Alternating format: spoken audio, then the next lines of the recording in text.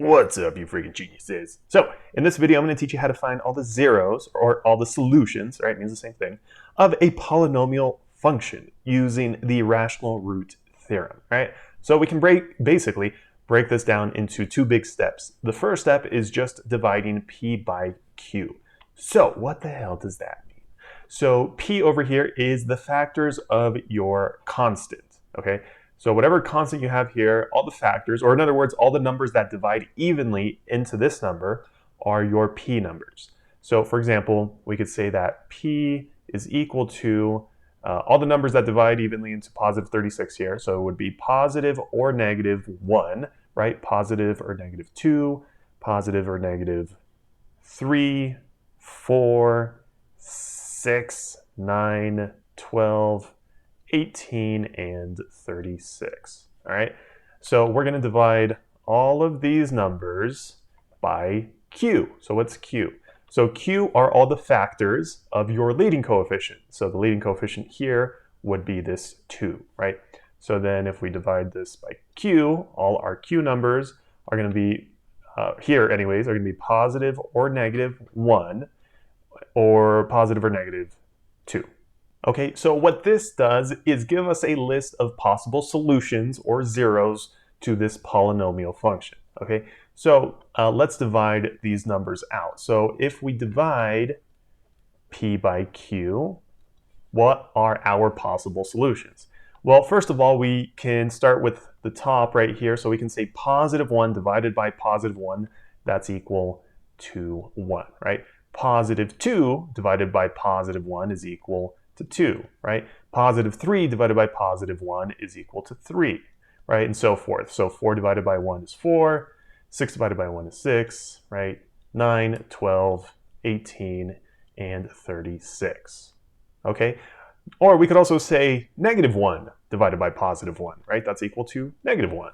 We could say negative 2 divided by positive 1, that's equal to negative 2, right? Negative 3 divided by positive 1, that's negative 3, right? So negative 4, negative 6, negative 9, negative 12, negative 18, and negative 36. Okay, we could also say positive 1 divided by negative 1, but that's equal to negative 1, which we already have, right? Positive 2 divided by negative 1, that's negative 2, right? So we already have all those. And then the last one would be negative 1 divided by negative 1, that would be positive 1, right? Negative 2 divided by negative 1, that'd be positive 2, right? So we already have all those also. Now we could go on to dividing by 2, or basically having 2 in the denominator, right? So positive 1 divided by positive 2 is positive 1/2, right? Positive 2 divided by positive 2 is equal to positive 1, which we already have, right? Positive 3 divided by 2, that's equal to positive 3/2. 4 divided by 2, that's equal to positive 2, which we already have, right? 6 divided by 2 is 3. 9 divided by 2, we don't have that, so positive 9/2. And then 12, 18, and 36, all of these divided by 2, well, we already have those also, right? And then the last ones would just be the negative, right? So negative 1 divided by 2, or positive 2, that's equal to negative 1/2. Negative 2 divided by positive 2, that's equal to negative 1, which we already have. So same thing, whenever we have an even number on top, we already have the negative equivalent of that. But here we could do negative 3 divided by 2, which is equal to negative 3/2. And same thing with the 9. We could write negative 9/2 like that. Okay, so what we just did is list out all of our possible solutions to this polynomial. Okay, so they're not all going to be solutions, but a few of them are. Now, how do you figure out which ones are? Well, you have to test each one using synthetic division, all right? So this is going to be step 2. So the first number I'm going to test, so I'm just going to start with the positive numbers, and I'm going to go from smallest to biggest. So the smallest positive number I have right here is 1/2, right? So I'm going to test x is equal to 1/2. And again, we're going to do this using synthetic division. Okay, so first we're going to just draw our synthetic division symbol, and then the thing that goes up here are our coefficients, right? So we're going to have 2, negative 1, negative 27, and positive 36. And then our number that goes out here, the k value, is just whatever x is equal to. So here it's going to be 1/2, right?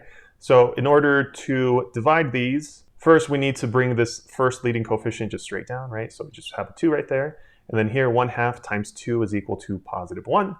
-1 plus 1 is just equal to 0. 1/2 times 0 is 0. -27 plus 0 is -27. And 1/2 times -27 is -13.5. Or I could write that as -13.5. And 36 plus -13.5 is equal to 22.5. Okay, so this last number right here, this is our remainder, this is our constant, this is our x to the first term, and this is our x squared term, right? So the main thing you want to look at is the remainder. Now, if the remainder is equal to 0, that means the point, or not the point, sorry, the number that we tested is a solution. It is a 0 of this polynomial function. Okay, but if your remainder is not equal to 0, like it is here, then that means this number that we tested is not a 0. It's not a solution, all right? So that means we're going to have to test another number, all right? So the next smallest number looks like it'd be +1.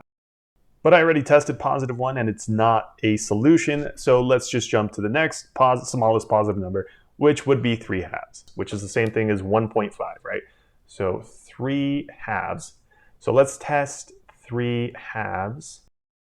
And again, the leading coefficients are 2, -1, -27, and 36. So first, we're going to bring this guy down, right? So 2, 3/2 times 2, or 1.5 times 2, that's equal to 3.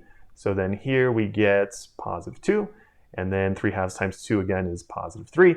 So here we get -24, and then 3/2 times 24, or 1.5 times 24, -24, is -36. So 36 minus 36 is 0. So here you can see our remainder is a 0, so that means x is equal to 3/2 is a solution to this polynomial.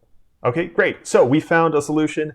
Now, it would be absolute torture if we had to test every single one of these other points, right? There's like 21 or 22 other points. So that would obviously take forever. So the nice thing about finally finding a point is that we now have the coefficients to our answer. So we can use these to find the rest of our zeros, okay? So again, this is our constant, this is our x, and this is our x squared, right? So if we write those out, here we're gonna have 2x squared plus 2x and -24. So here, now I can factor this, right? So the first thing I can do is pull out a 2 from each of these. So then on the inside, we're going to be left with x squared plus x minus 12. And then this trinomial right here, we can break it down, right? Let's bring that 2 down. So we can break this down into x plus 4 and x minus 3. Okay, cool. So now that this is factored down as much as possible, I can see that I have 2 more solutions right here, right? X is equal to -4 and x is equal to +3. Okay, but don't forget, we also had the solution that x is equal to +1/2, right? So if we wanted to write this out completely, it should be 2 times x plus 4 times x minus 3 times x minus 1.5, or 3/2, same thing. Okay, so these are our 3 solutions, right? Our 3 zeros, and this would just be all of them multiplied together. Okay, and if you notice something, all those numbers were listed here, right? So we have 3/2 or 1.5 right there, right? +3 is right there, and -4 is right there. Okay, and in case you wanted to graph this, something you want to notice from the polynomial is that it's a cubic, right? So just to remind you, what's a cubic look like when you graph it? Okay, so when the leading coefficient is positive, it slopes in the positive direction. Okay, so it looks something like that, all right? And when the leading coefficient is negative, it slopes, well, in the negative direction, like that. So it'll look something like that, all right? Here, let's see, our leading coefficient is positive, right? +2. So we know it's going to look something like that.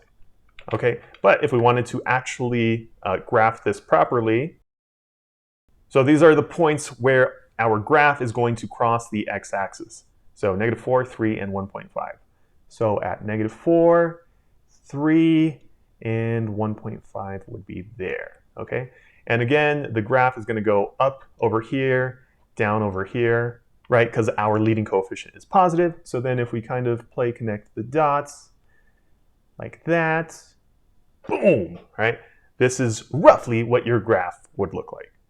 So if you found the video helpful, definitely leave a thumbs up down below. And if you have any other questions or want to see any other examples, just let me know in the comment section below.